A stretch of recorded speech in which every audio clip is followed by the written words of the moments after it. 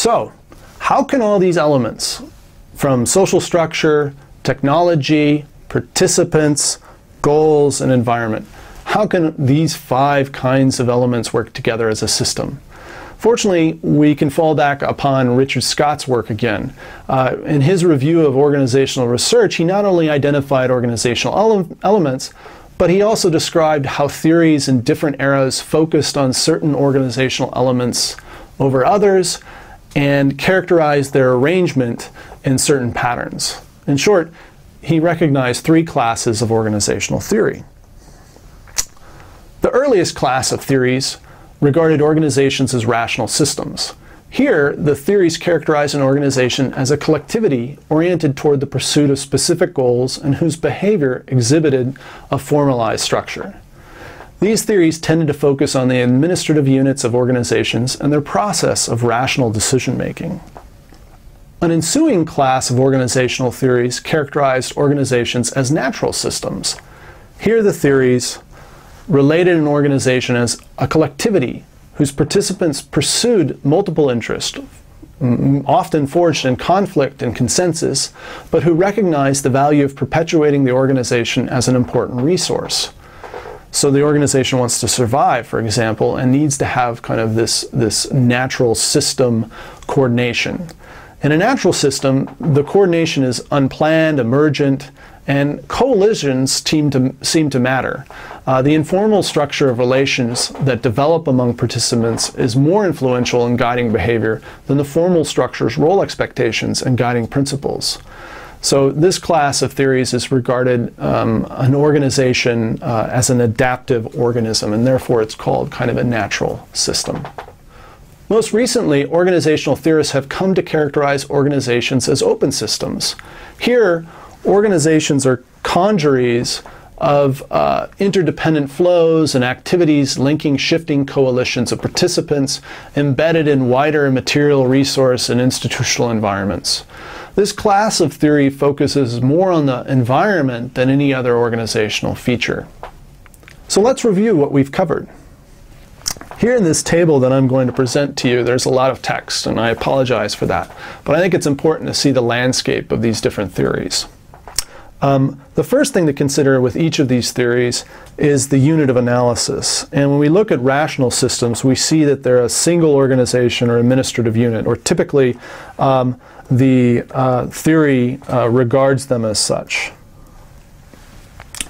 When we look at the natural system, we see that, again, it's looking at a single organization, but it tends to view the organization as more of an organic system with different parts and divisions, or even a coalition, a shifting coalition.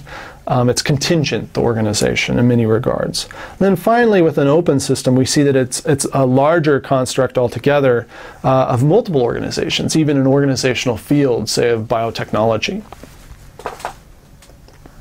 Now, if we look at the elements again that have been covered in this lecture so far, we see them as actors, social structure, goals, technologies and tasks, and environment. And if we follow each of them down the actual columns, we see that the actors in a rational system are leaders, or an organization as a single unit.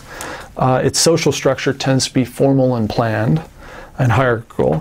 The goals are specific missions with clear objectives, and the technology or task is of this is standard operating procedures that follow maximization and decision trees, right? So they're rational ways of taking inputs and changing them into outputs. And then finally, the environment is mostly ignored. These were early organizational theories. In the second column, we see natural systems, and here we see participants as those in multiple roles and in the direct environment somewhat. The social structure is informal and emergent, so here the external kind of seeps in, norms enter, but it's really the informal organization that matters more, the emergent relationships and coordinations that people adapt and use in that context matter more, say, than the formally prescribed ones, which people may actually even ignore. The goals in a natural system tend to be multiple. We don't just have one clear one. There tend to be multiple ones, and some of them even conflict. The tasks are kind of sometimes less planned. They have contingent decisions and unintended outcomes of kind of organizational processes where things kind of end up somewhere else than planned. And finally, the environment has kind of a minor role here. It's relevant, but it doesn't have the full-blown role that we'll see with an open system view. So the third column gives us the open system perspective, and here the actors have expanded. Everything's kind of expanded to the point where stakeholders, employees, and even mass consumers matter for an organization. We see in the social structure an external world that permeates the internal organization. Beliefs outside enter. The firm wants to match what the external environment wants, like a school of education wants to perform the kinds of tasks or have the kinds of relationships that the external world believes it should have. And then the goals, the survival and legitimacy of a firm in an environment is what is more important here. The actual internal working, the technological core of an organization is less important in an open system. There's more of an environmental determinism where you can even have the appearance of performing tasks that seem legitimate, but they just have to seem legitimate as opposed to per se actually perform a product all the time, as said. So, and then the final thing is that the environment here is the major role. So the internal organization is dampened often in terms of relevance with an open system view, mostly because the organization's worried about managing the environment.